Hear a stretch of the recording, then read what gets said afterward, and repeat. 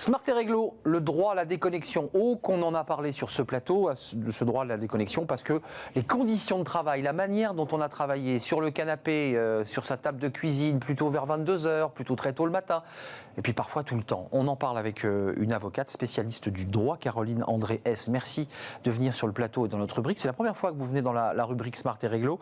Avocate associée en droit du travail et relations sociales et collectives au cabinet Ayache. C'est un plaisir de vous accueillir. On en a beaucoup parlé de ce droit à la déconnexion. D'abord, qu'est-ce que c'est exactement que le droit à la déconnexion? Dans ma question, il y a bien un morceau de réponse quand même. Le droit à la déconnexion, c'est tout simplement la capacité du salarié à pouvoir rester injoignable en dehors de ses horaires de travail. Bon, ça c'est clair, c'est net. Ça a été cadré dans une loi, si je ne m'abuse. Oui, tout à fait. Il y a une loi qui précise qu'on a le droit, et c'est même nécessaire, de ne pas se connecter tout le temps. Oui, et en fait, finalement, au fil du temps, c'est aussi devenu, ça participe au droit au repos minimal du salarié. 11 heures, c'est ça?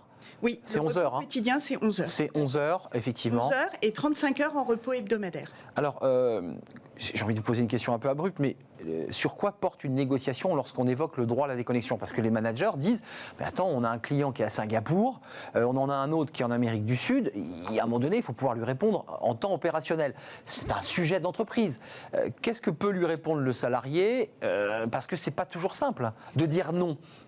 Vous avez véritablement mis le point sur la difficulté qu'on a, notamment sur les cadres qui travaillent dans le cadre d'un forfait jour, où la flexibilité s'associe souvent à une problématique de capacité à déconnecter. Bah oui. Et puis, que font les salariés qui travaillent avec des entreprises situées à l'étranger avec un décalage horaire? Donc en fait, l'accord sur le droit à la déconnexion ou le plan d'action, si on n'a pas d'organisation syndicale représentative, toutes les entreprises doivent mettre en place des dispositifs pour assurer l'effectivité du droit à la déconnexion. Donc, soit on le négocie avec les organisations syndicales.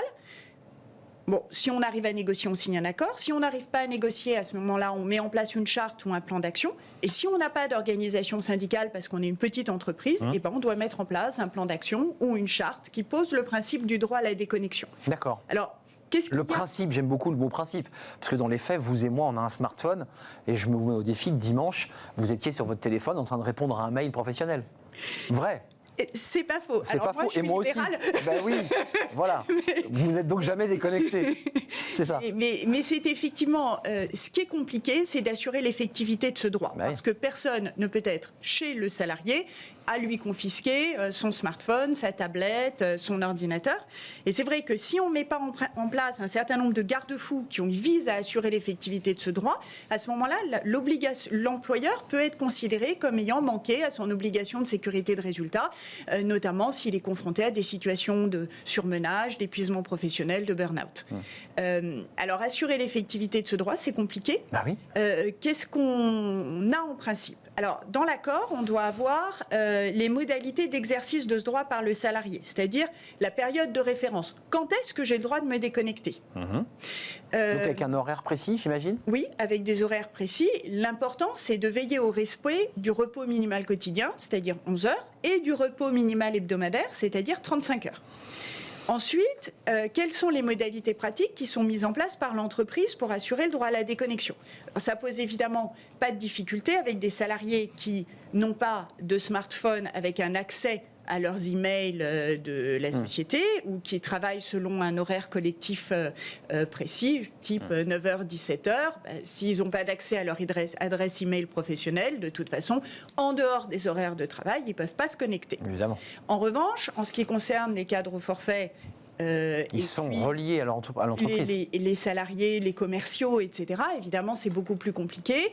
Alors, il y a des systèmes informatiques qui bloquent l'envoi des emails à partir d'une certaine heure et jusqu'à une certaine heure. Ça, c'est une des premières fonctionnalités qui pose beaucoup de difficultés parce que c'est un peu radical et donc parfois il y a des urgences absolues. Mais évidemment. Parfois il y a des salariés qui travaillent avec l'étranger qui doivent pouvoir répondre.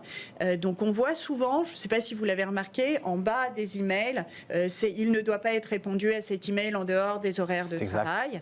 Il y a aussi des dispositifs... Ce que je trouve assez dingue, honnêtement, en lisant ce mail, on se dit, mais oui, mais sauf qu'il y a parfois des urgences, comme vous dites, qui ne sont pas forcément absolue, mais qui sont dans le flux de l'opérationnel et qu'on doit traiter.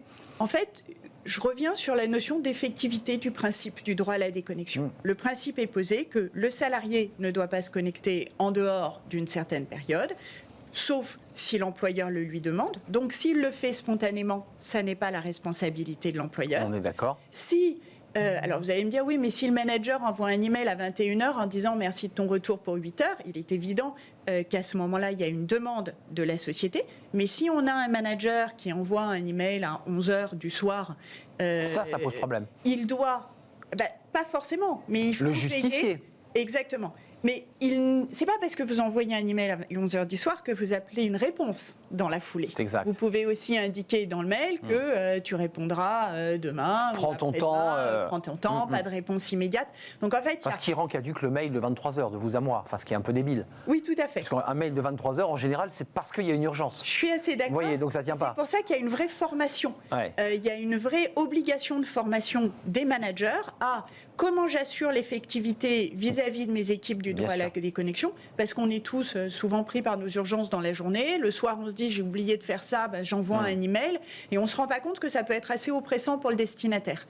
Il faut aussi, notamment dans les entretiens d'évaluation, il faut éviter de valoriser tout ce qui est notion de disponibilité, de réactivité. Alors ça peut paraître un peu aberrant, mais le fait est que si vous valorisez dans la détermination d'un bonus la disponibilité du salarié, évidemment, celui-ci peut être tenté de vous répondre en dehors de ses heures de travail, précisément pour faire la preuve de sa disponibilité. À 23h05, il a répondu en disant « t'as vu, j'étais bien là ».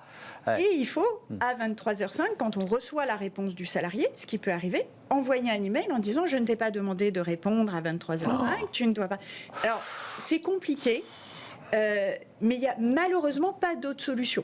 On ne peut pas assurer l'effectivité du droit à la déconnexion sans avoir des garde-fous, sans avoir un certain nombre de garde-fous et des preuves qui permettent à l'employeur de documenter qu'il a rempli ses obligations, il a fait attention et il a été vigilant. Juste un mot, j'ai échangé avec un chef d'entreprise il y a quelques jours et qui me disait, moi c'est pas de mon fait, c'est qu'il y a des salariés qui abusent en fait, qui n'arrivent pas à se déconnecter. Il y a une forme d'addiction à la connexion. Comment on fait avec eux? On les soigne?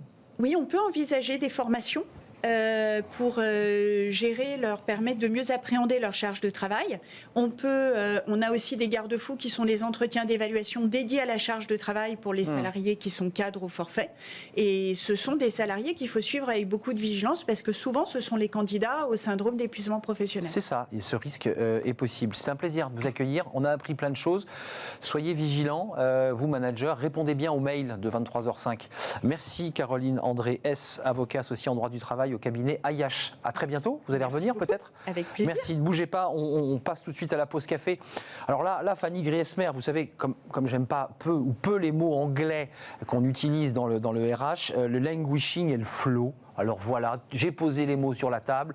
On va faire une pause café. J'espère qu'elle va bien se passer. C'est la pause café avec Fanny Griesmer.